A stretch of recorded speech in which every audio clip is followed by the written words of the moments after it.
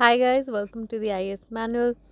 मेरा नाम है अनाहत कलसी। आज हम कर रहे हैं जेनेटिक इंजीनियरिंग का पार्ट 2 लेक्चर। तो हम ऑलरेडी कवर कर चुके हैं कि जेनेटिक इंजीनियरिंग क्या होता है, क्या टूल्स यूज़ किए जाते हैं, क्या मेथड्स टेक्निक्स यूज़ की जाती हैं उसमें।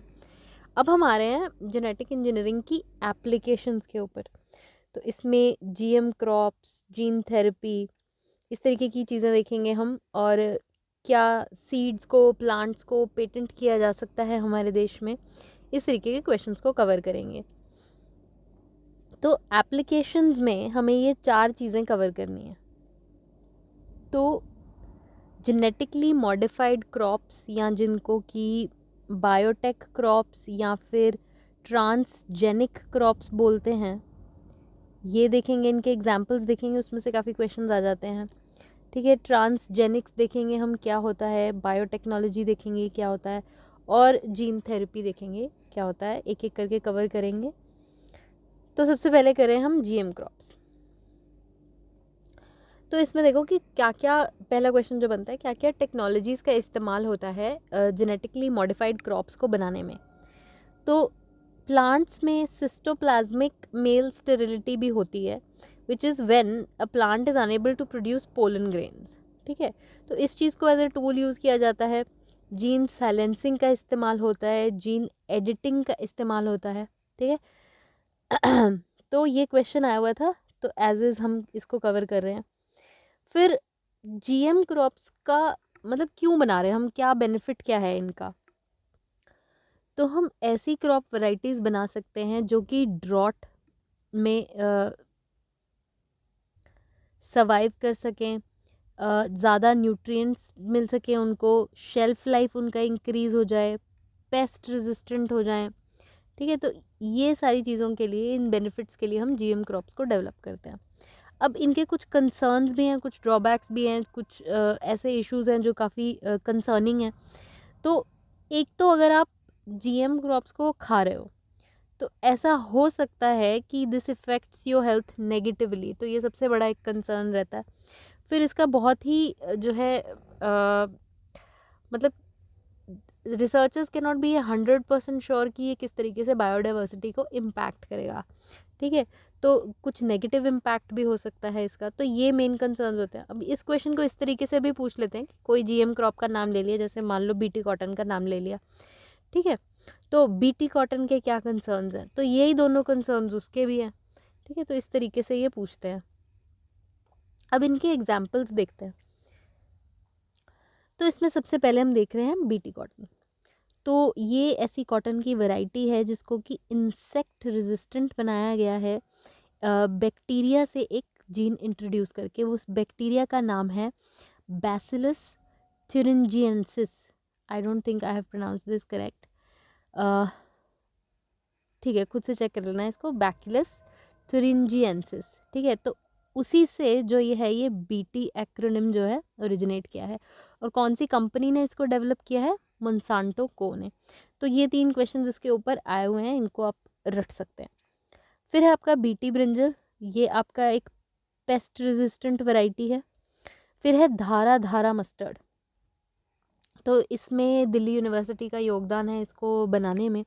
तो क्या किया इन्होंने कि पहले बैक्टीरिया से ऐसे जीन्स लिए जो कि अलाउ करें क्रॉस पॉलिनेशन। वो जीन्स डाले गए मस्टर्ड में, और फिर उसको क्रॉस पॉलिनेट किया गया कुछ यूरोपियन वैरायटीज़ के साथ धारा मस्टर्ड को प्रोड्यूस करने के लिए।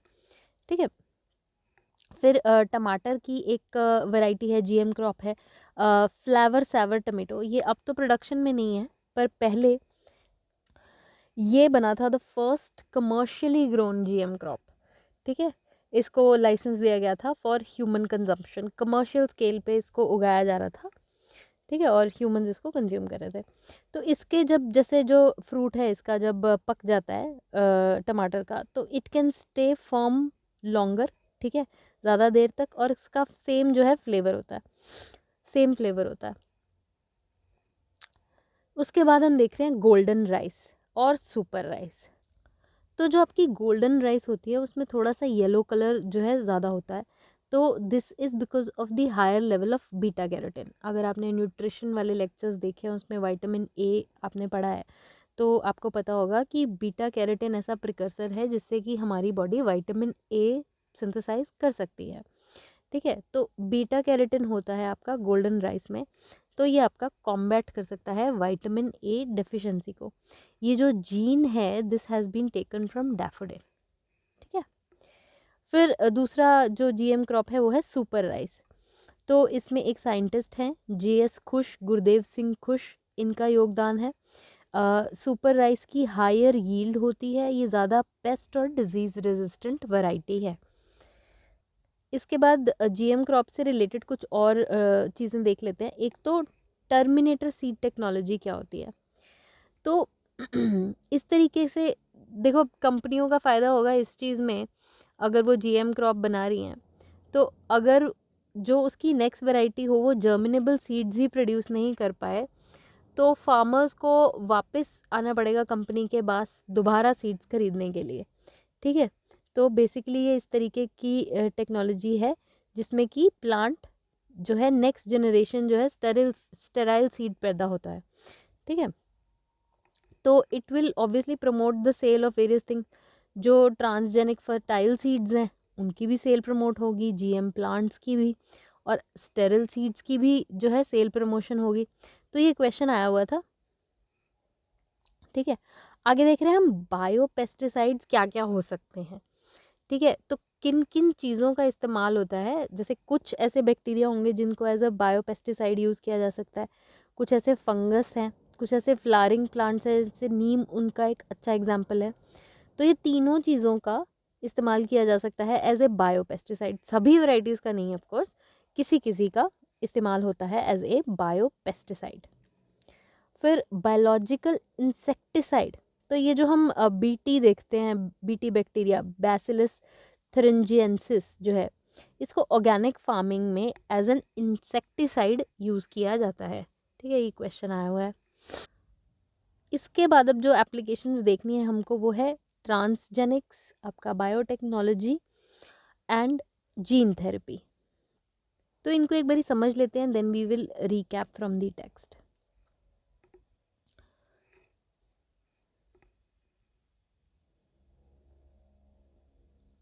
ट्रांसजेनिक्स देखना है हमको, बायोटेक्नोलॉजी देखना है एंड जीन थेरेपी।